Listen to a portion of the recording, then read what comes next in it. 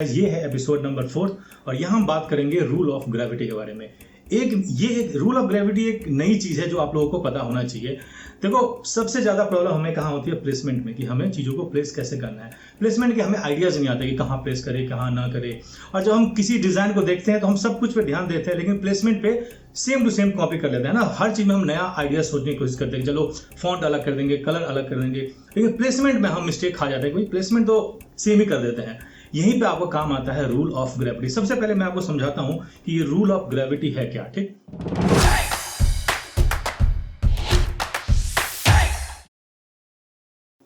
Rule of gravity ज्यादातर connected है logic से, कि जो हमारा लॉजिक होता है ना। और डिजाइन में सबसे इंपॉर्टेंट पार्ट क्या होता है? लॉजिक। जब तक लॉजिक कनेक्टेड नहीं होगी तब तक आपका डिजाइन प्रोफेशनल दिखेगा नहीं, तो कुछ ना कुछ उसमें अटपटा सा लगेगा ही। तो लॉजिक और रूल ऑफ ग्रेविटी में बहुत ज्यादा यहाँ पे कनेक्टेड है। कैसे है वो मैं अभी दिखाता हूँ। ठीक है, सबसे पहले चलते हैं हम गूगल की तरफ और दो चीजें मैं यहाँ पे सर्च कर रहा हूँ।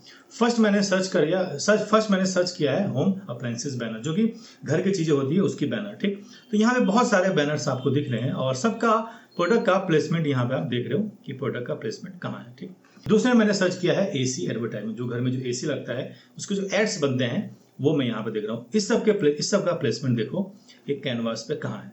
कुछ आपको अलग लग रहा है, प्लेसमेंट यहाँ पे चेंज लग रहा है ना।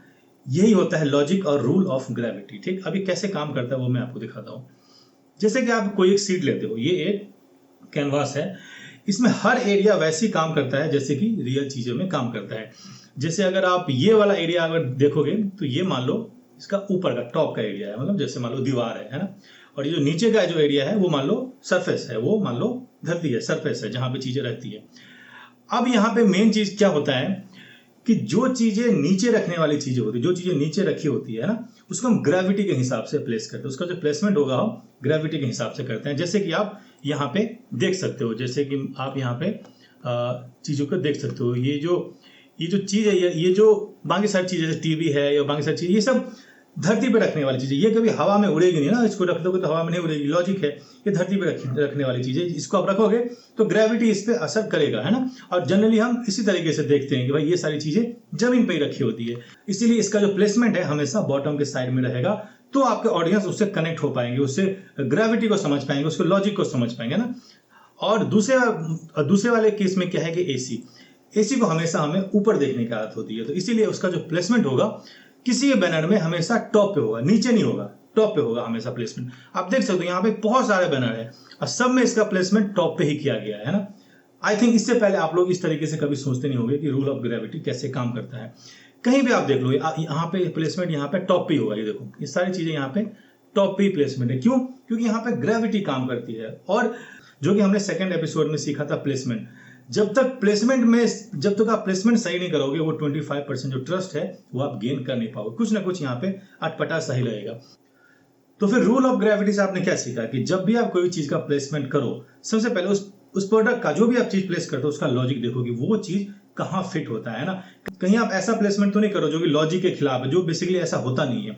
इसीलिए रूल ऑफ ग्रेविटी को यहाँ पे समझना बहुत इंपॉर्टेंट, और ये बहुत बड़ा रोल प्ले करता है। जैसे कि कुछ प्रोडक्ट हम इस तरीके से होते हैं, जैसे कि कुछ प्रोडक्ट हवा में उड़ रही होती है ना, तो वहां का जो प्लेसमेंट होगा वो नीचे नहीं रखेंगे। अगर आप उस प्लेसमेंट को नीचे रखोगे तो चीजें अपने आप वहां पे खराब होगी। जैसे कि मैं यहाँ पे सर्च कर रहा हूँ, अब मैंने यहाँ पे एक सॉफ्ट ड्रिंक का यहाँ पे एड सर्च किया। यहाँ पे दो देख सकते हो, फर्स्ट ये है, मैं दोनों कॉपी कर रहा हूँ। पहला ये है, ठीक, और यहाँ पे दूसरा को भी मैं यहाँ पे कॉपी कर रहा हूँ। दूसरा जो है अपने पास ये है, ठीक, और इसको मैंने यहाँ पे पेस्ट किया। ठीक, इन दोनों में क्या आपको अंतर दिख रहा है ना। इन दोनों में प्लेसमेंट के पॉइंट ऑफ व्यू से आपको क्या अंतर दिखता है। मैं प्लेसमेंट इसलिए समझा रहा हूँ क्योंकि प्लेसमेंट में ज्यादातर लोग मिस्टेक करते हैं, क्योंकि प्लेसमेंट का जो मेन रूल ऑफ ग्रेविटी है उसको यहाँ पे लोग समझते नहीं है। ठीक, यहाँ पे क्या है कि यहाँ पे चीजें जमीन पे रखी हुई है, देख लो यहाँ पे कोई मूवमेंट नहीं है, प्रोडक्ट के अंदर कोई मूवमेंट नहीं है। इसीलिए इसका जो प्लेसमेंट है वो रूल ऑफ थर्ड के हिसाब से किया गया है। अगर आप इसको रूल ऑफ थर्ड के हिसाब से देखोगे तो ये परफेक्ट रूल ऑफ थर्ड के हिसाब से यहाँ पे प्लेसमेंट है। रूल ऑफ थर्ड मान लो, ये गोल्डन रेशियो मान लो सेम ही है, ठीक है। इसको क्लिक किया तो ये रूल ऑफ थर्ड में यहाँ पे क्रॉस कर रहा है, ठीक, और ये यहाँ पे प्लेस है। दूसरे वाले अगर बैनर पर जाए तो यहाँ पे रूल ऑफ थर्ड के हिसाब से प्लेस नहीं है। ये बीच में, ये कहीं भी, ये हवा में उड़ रहा है ना, तो यहाँ पे आप देख सकते हो कि यहाँ पे रूल ऑफ ग्रेविटी को फॉलो किया है। यहाँ पे सरफेस को खत्म ही कर दिया गया है ना। अगर आप इसको रूल ऑफ थर्ड के हिसाब से देखोगे तो भी ये फिट नहीं होगा। अगर आप यहाँ पे अगर रूल ऑफ थर्ड यहाँ पे मैं क्लिक करूँ तो ये नहीं ब्रेक हो रहा है, या गोल्डन रेशियो भी लोगे तो भी यहाँ पे ये सेट नहीं होगा, क्योंकि यहाँ पे रूल ऑफ ग्रेविटी फॉलो करता है। और ये जब कोई चीज हवा में होती है ना तो ज्यादा चीजें हम सेंटर में रखते हैं। किसी भी चीज के अंदर आप मूवमेंट डालते हो तो उसको ट्राई करो कि सेंटर में रखो, है ना। आप यहाँ पे देख सकते हो, अगर इसमें कोई मूवमेंट नहीं होता और नीचे सेट होता तो मैं इसको साइड रूल ऑफ थर्ड में साइड में रखता और उसका चीजें भी हम साइड में रखते हैं। लेकिन यहाँ पे एक मूवमेंट है, ये हवा में उड़ रहा है, इसका मतलब ग्रेविटी को ब्रेक कर रहा है, और ये जमीन पे तो ये हो ही नहीं सकता क्योंकि वो टेढ़ा है और इस तरीके से, तो उसको हमें ऊपर रखना पड़ेगा, और या तो ऊपर रखे या तो फिर हम उसको सेंटर में रखें। तो इस चीज पे आपको हमेशा ध्यान देना है, रूल ऑफ ग्रेविटी पे आपको हमेशा ध्यान देना है कि हर प्रोडक्ट का जो प्लेसमेंट होगा वो प्रोडक्ट के लॉजिक के हिसाब से होगा, ना कि अपने मन से आपने कहीं भी प्लेस कर दिया। मतलब कोई बैनर में आइडिया देखा कि भाई ये साइड में है तो हमने साइड में डाल दिया, ऐसा नहीं करना। आप देखो कि वो प्रोडक्ट आपसे क्या बोलता है, इसका जो प्रोडक्ट का जो मैसेजिंग है, जिस तरीके से उसका शूट हुआ है या जिस तरीके से आप प्रेजेंट करना चाहते हो अपने ऑडियंस के सामने में, उसका प्लेसमेंट कहाँ सही होगा। और उस प्लेसमेंट के लिए सबसे ज्यादा मैटर करता है यहाँ पे, देखो प्लेसमेंट बहुत इंपॉर्टेंट होता है, ये सबको पता है। प्लेसमेंट के 2-3 तरीके आप लोगों को सिखाया जाता है, या तो गोल्डन रेशियो से करो या फिर रूल ऑफ थर्ड से करो। लेकिन रूल ऑफ ग्रेविटी एक नया चीज है जो आप लोगों को अब पता चला है, और ये चीज आपको बहुत इंपॉर्टेंट, बहुत बड़ा रोल प्ले करेगी। क्योंकि golden ratio, rule of third, ये सब तो चलो प्लेसमेंट का एक आइडिया है, लेकिन रूल ऑफ ग्रेविटी में लॉजिक कनेक्टेड है, और लॉजिक जब कनेक्ट होता है तो आप सीधा ऑडियंस के दिमाग से कनेक्ट करते हो, है ना। और जैसा कि मैं आपको बता रहा हूं, जब तक आप ऑडियंस के दिमाग हैक नहीं कर पाओगे तब तक आपके बैनर को उससे कोई असर ही नहीं होगा, वो देख के भूल जाएंगे। लेकिन अगर आप उसके दिमाग से कनेक्ट कर गए तो उसको वो हमेशा याद रखेगा।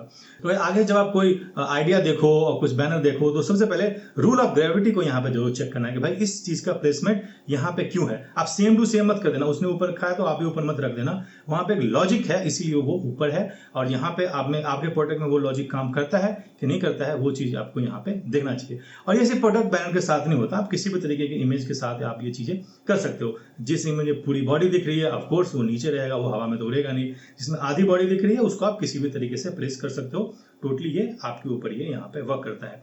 तो गाइस ये था एपिसोड नंबर 4 जहां पे हमने रूल ऑफ ग्रेविटी के बारे में बात किया। ये जो एपिसोड था बहुत ही सिंपल आपको लग रहा होगा, लेकिन यकीन मानो ये बहुत ज्यादा बहुत बड़ा रोल प्ले करता है आपके मैसेजिंग को, आपके डिजाइन को, मैसेज को कस्टमर तक पहुंचाने के लिए, और कस्टमर के माइंड और लॉजिक से कनेक्ट करने के लिए बहुत बड़ा रोल प्ले करता है। और गाइस ये जो लेसन है, ये लेसन आपका प्लेसमेंट की प्रॉब्लम को भी सॉल्व कर देगा, क्योंकि आप प्रोडक्ट को समझ के जब प्लेस करोगे ना तो प्रॉब्लम आएगी नहीं, सोचने की जरूरत ही नहीं पड़ेगी, आपको खुद ही पता होगा कि भाई इसका प्लेसमेंट कहाँ करना है। कोई चीज़ अगर ऊपर रखने वाली चीज़ है, जनरली हम ऊपर देखते हैं तो उसका जो प्लेसमेंट एरिया है हम ऊपर वाला रखेंगे। जो चीज़ें नीचे जमीन पर रहती है उसका प्लेसमेंट एरिया जमीन वाला रखेंगे। कहीं पे हमें एक्शन ऐड करना है तो उसको हम ना तो जमीन पर रखेंगे ना ऊपर रखेंगे, हम उसको सेंटर में रखेंगे। ये था एपिसोड नंबर 4। अब हम चलते हैं सीधा एपिसोड नंबर 5 की तरफ।